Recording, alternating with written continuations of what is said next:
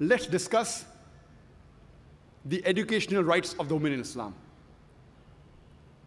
The first guidance revealed by Allah subhanahu wa ta'ala, by Almighty God, to the whole of humankind in His last and final revelation, the glorious Quran, it was not to offer salah, it was not to give charity, it was not to fast, but it was ikra. It was to read, to proclaim, to repeat. And the first 5 verses revealed of the glorious Quran was from Surah Iqra, chapter number 96, verse number 1 to 5. It says, Iqra bismi rabbikal ladzi khalaq, khalaqal insana min alaq, Iqra wa rabbukal akram, alladhi allama bil kalam, allama al insana ma lam ya'lam. Read, recite, proclaim in the name of thy Lord who created. Who created the men from something which clings, a leech-like substance. Read in the name of thy Lord who is most bountiful. Who taught men the use of the pen. Who taught men that which he did not know. The first guidance given by Allah subhanahu wa ta'ala in the Quran, it was to read. And it was to both male and female. Our beloved Prophet Muhammad said, it's mentioned in Sahih Hadith of Ibn Majah, Hadith number 224, the beloved Prophet said, Ta'laqul ilm faridatun ala kulli Muslim. It is obligatory on every Muslim, man or woman, to acquire knowledge. The Prophet specially told the parents to educate the children, especially the daughters. It is the duty of the husband to give education to their wife, especially religious education. And if they don't, she has the right to go to the court, to the judge, and demand for it. If he cannot teach it himself, he'll have to send her and see to it that he educates her. There is a chapter in Sahih Bukhari, when one hadith, the woman, they approach the Prophet, and they tell him that you're always surrounded by men. Why don't you give us a special time? And the Prophet agreed, and he used to specially dedicate time to educate only the women. He also sent Sahabas to specially educate the women. And if you read the history of Islam, 1400 years ago, in the days of ignorance, in Yawm al-Jahiliyyah, at that time, we have examples of many women, several women who were scholars. The best example I can think is Aisha bint Abi Bakr. May Allah be pleased with her, the wife of the Prophet.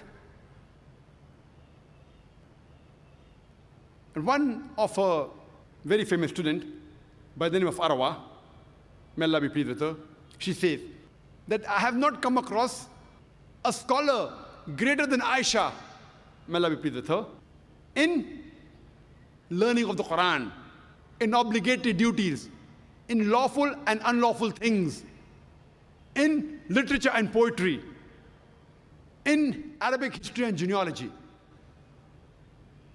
And when we read the seerah of Hazrat Aisha, may Allah be pleased with her, we find out that she lived many years after the death of the Prophet, and she guided many of the Sahabas. And she even guided all the four Khulafa Rashidin.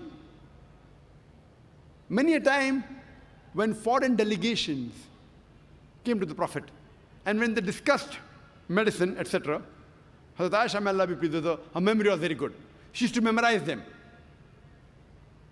She was also an expert in mathematics. And after the demise of the Prophet, many of the Sahabas came to her, especially while dealing with Mirat, while dealing with inheritance, because she was expert in mathematics. History tells us that she has taught several scholars. She has taught no less than 88 different scholars. So in short, she was a scholar of the scholars. And only on her authority alone, there are no less than 2,210 hadith reported. Only on the authority of Aisha, may Allah be pleased with her. We have the example of Salma, may Allah be pleased with her, who was the wife of the Prophet. And according to Imam an-Nawawi, she was the most intellectual woman amongst the learned women. And according to Ibn Hajar, he calls her as an authority. We have the example of Safiya, may Allah be pleased with her, who was the wife of the Prophet. And Imam an-Nawawi calls her as an intellectual woman. We have the example of Fatima bint Qais, who was one of the Sahabiya of Prophet ﷺ. But she was so learned, and the immense knowledge she had, that once there was a discussion on the issue of fiqh, and she had a point of view, and Hazrat Aisha, may Allah be pleased with her, and Hazrat Umar, may Allah be pleased with him, they objected, but they could not prove her wrong. She was so knowledgeable. We have the example of Sulaim, may Allah be pleased with her, who was the mother of Hazrat Anas, may Allah be pleased with him, who was the famous Sahaba. And according to Ibn Hajar, he says that she was a very intelligent woman. And Imam an-Nawawi calls her as authority. We have the example of Darda, who was the wife of Abu Darda.